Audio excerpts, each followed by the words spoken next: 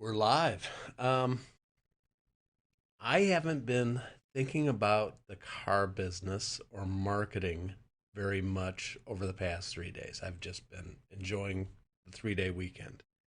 Um, but the quote that I just had up there from Seth Godin, the last click someone clicks before they buy something isn't the moment they made up their mind.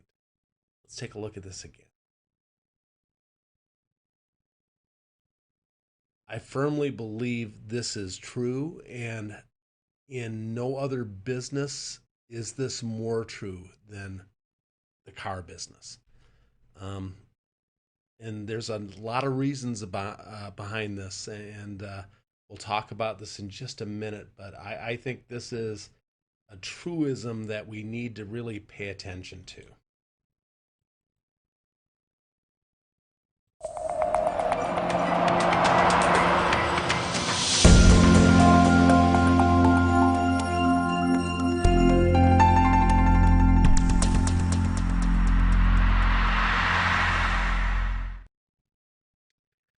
So I was having a conversation with a coworker, Lainey, and this was probably last week. I'm thinking Friday, and she said something that I've heard a number of times that uh, purchasing a car is the second most important or most expensive decision that most people ever make. And I said, no, I think actually it's probably, it may be the second costliest decision, but for a lot of folks, it's the riskiest decision because when you buy a house, most of the time, you buy a house and the house doesn't really depreciate at all, maybe a little bit, unless you buy a real lemon. And you hear those stories, but that's pretty rare. However, when you buy a car, almost immediately that car starts to depreciate. And because of that, people spend a lot of time making this decision. Um,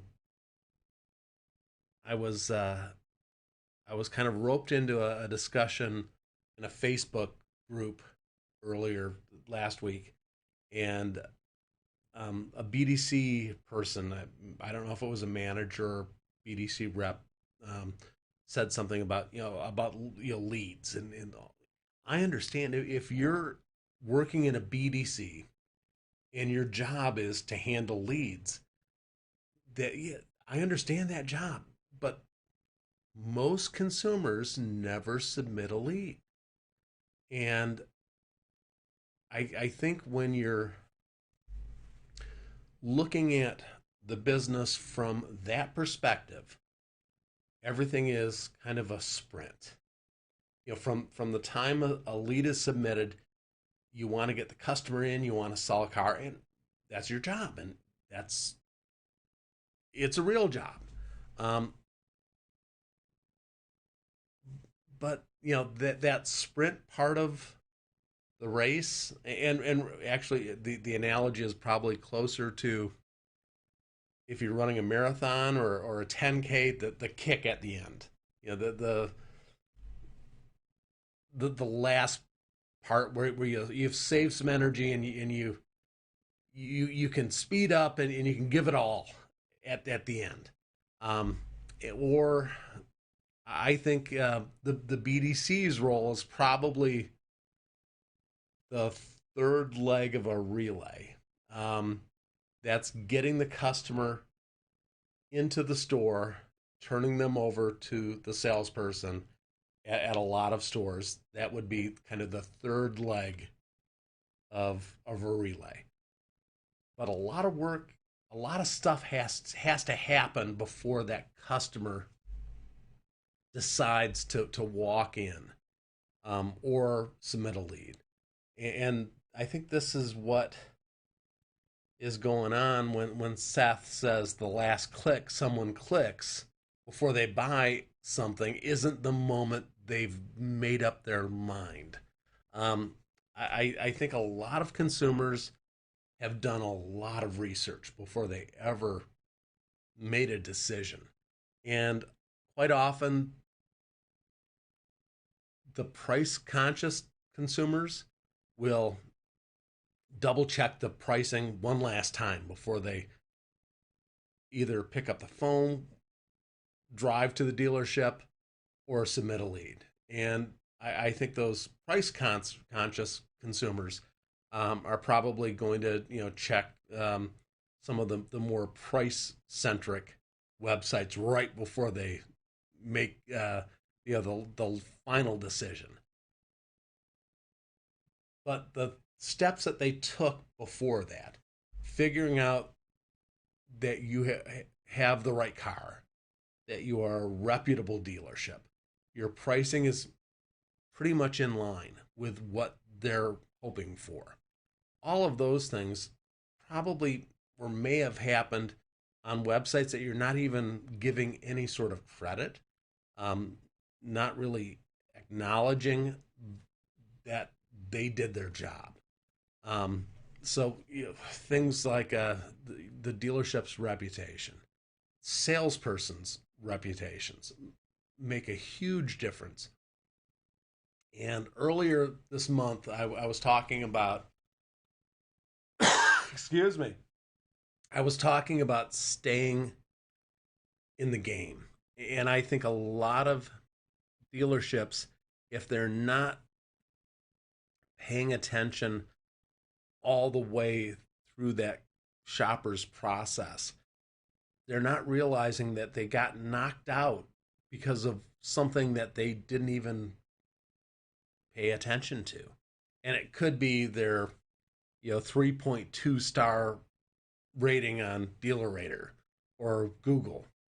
And you never would know that the customer considered you for a brief moment. They looked at the vehicle, they maybe looked at your pricing, and they looked at your reputation, and one of those things caused them to go somewhere else.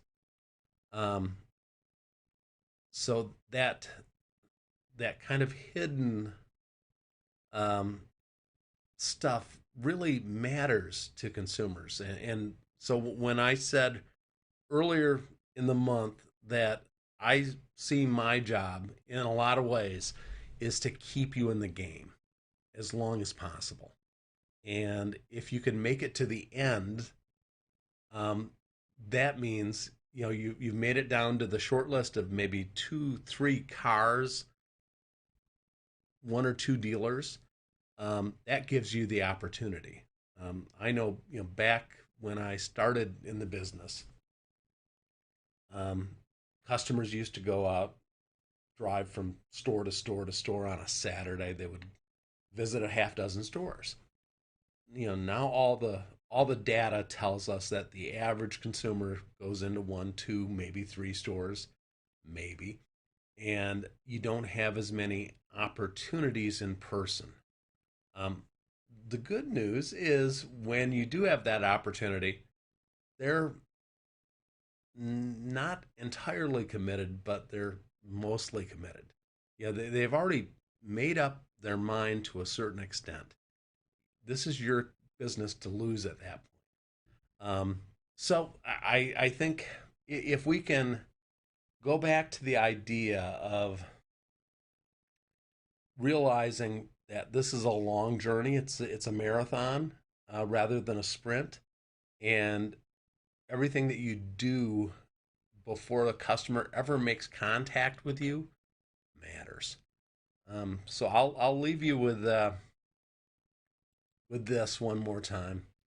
Have a great day, and thank you for bearing with me all these 29 days.